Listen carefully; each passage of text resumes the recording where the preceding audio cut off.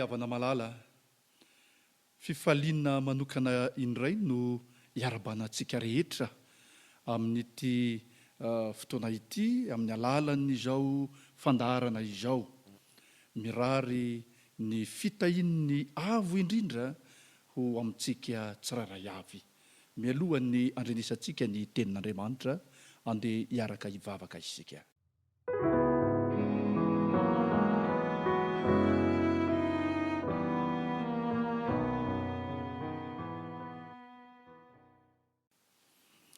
Ry Andriamanitra rainay io, tonga indray ity ny fotoana izay hifanomezanay eto amin'izao fandaharana izao, hianarana ny teninao.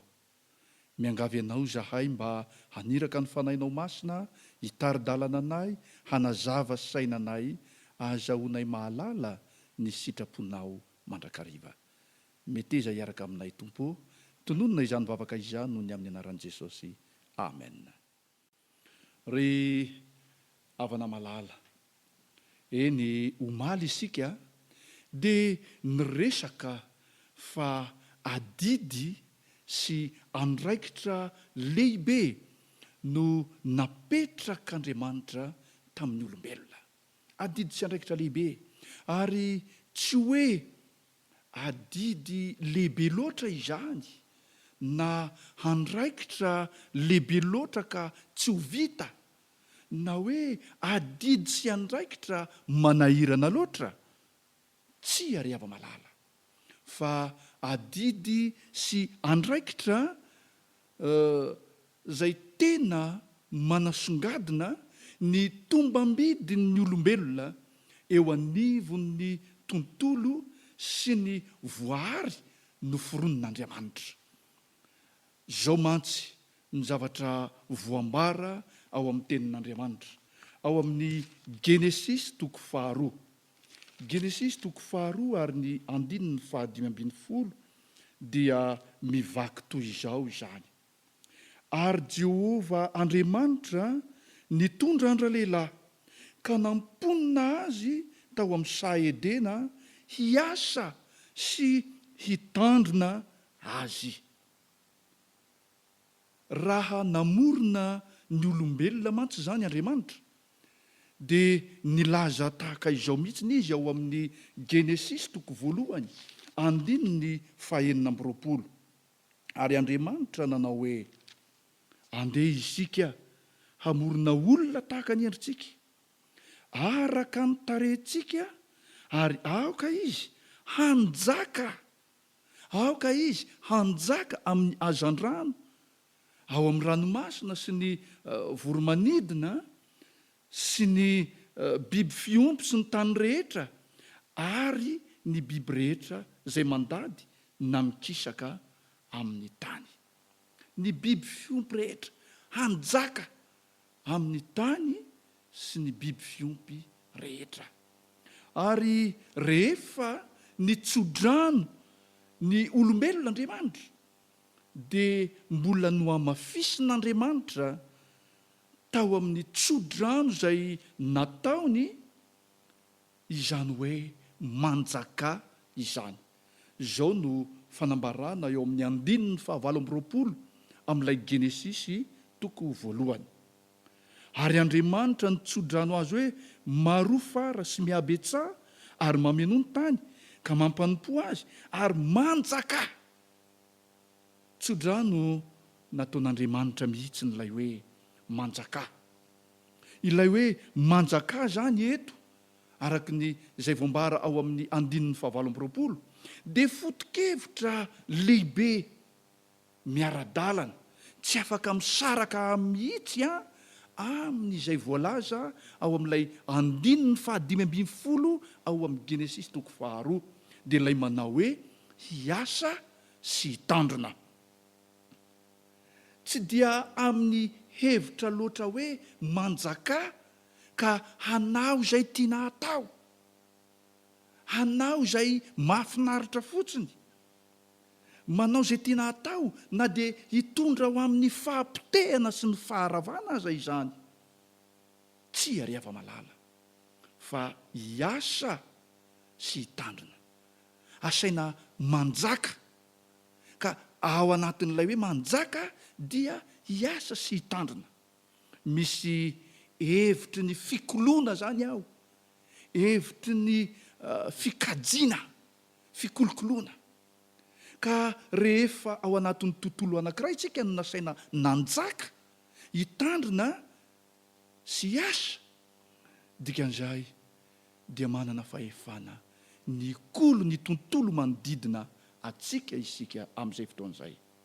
Androany kosa isika rehefa malala dia hijery toe-javatra anankiray efa avy nitsodrano an'ireo olombelona Andriamanitra ka nanolotra azy ny fahefana hanjaka hiasa sy hitandrina, dia toy izao indray no fanambarana ny amin'ireo fepetra, ny amin'ireo fitsipika napetrak'Andriamanitra ao amin'ny Genesis 2 ka ny 9:10 sy ny 17 no andeha hojerentsika.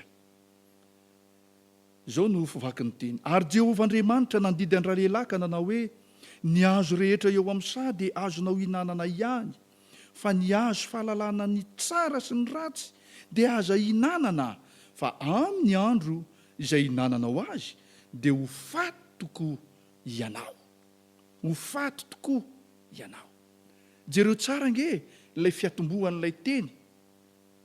Ary Jehovah Andriamanitra nandidy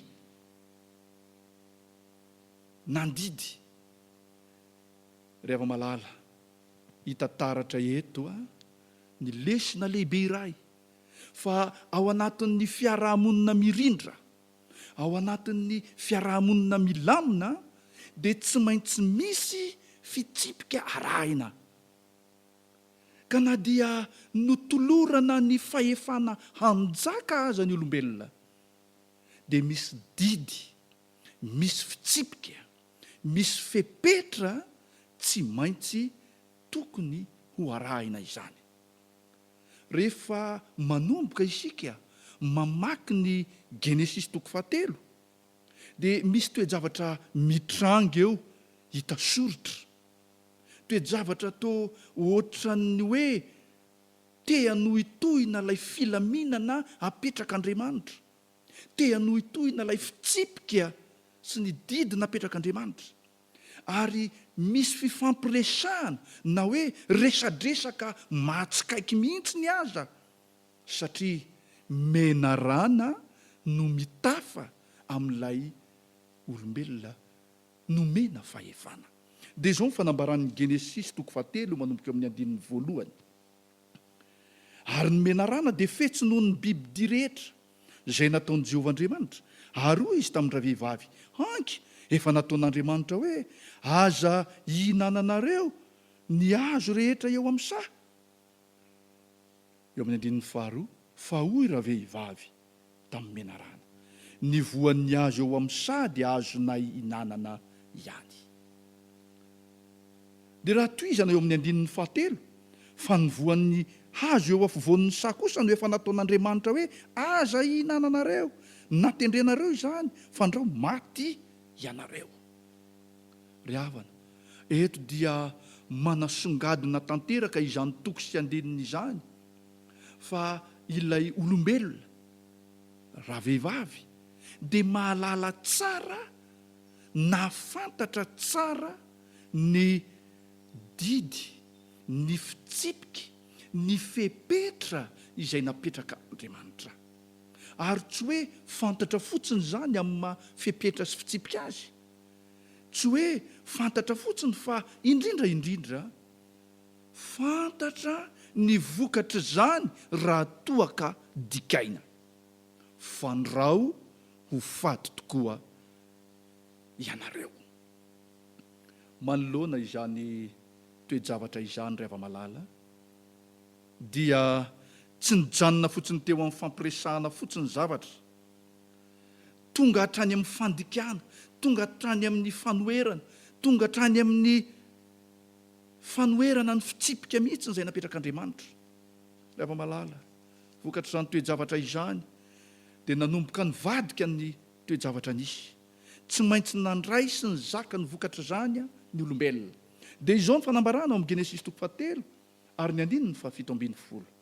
Ary hoy koa izy tamin'ny Adamo, satria efa niain'ny feon'ny vadinao ianao ka nihinananao ny hazo izay nandrarako anao hoe aza hinanana, dia voaozona ny tany noho ny nataonao.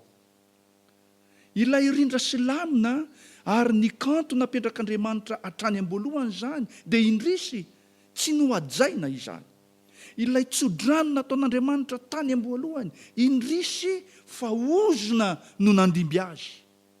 Eto izany ry hava-malala, dia mazava ny resaka fa voaozona ny tany noho ny tsy fankatoavana. Izany hoe noho ny fanoherana ny fepetra, ny lamina napetrak'Andriamanitra.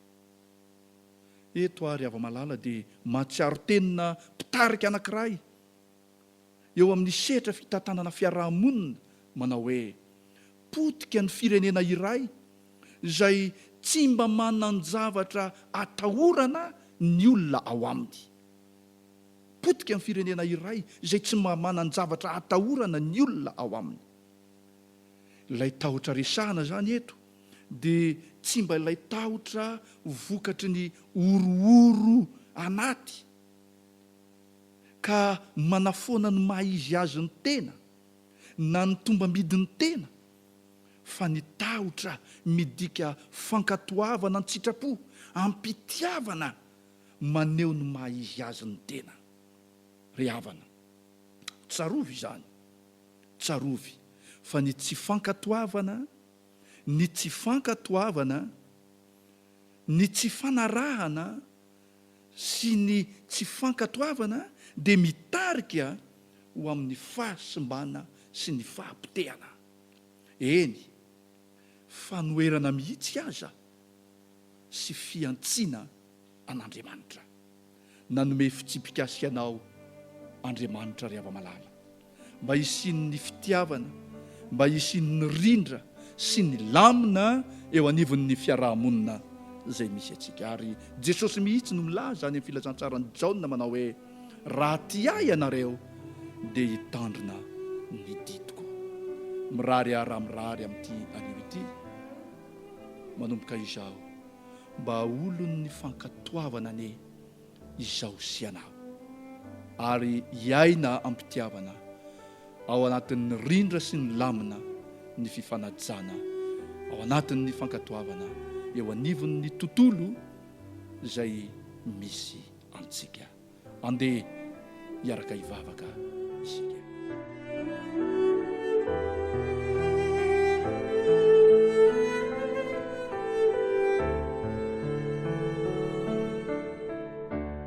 Andriamanitra ray tsaro, misaotra ny amin'ny teninao izay mampianatra anay mandrakariva, fa ilainay ny miaina sy mivelona ao anatin'ny fankatoavana. Amboary ny fiarahamonina misy anay, izahay mihitsy mba olon'ny fankatoavana, hiaina ao anatin'ny fiarahamonina mirindra. Amin'ny anaratsoanao Kristy no hanonana ny vavaka, misaotra raha eo. Amen.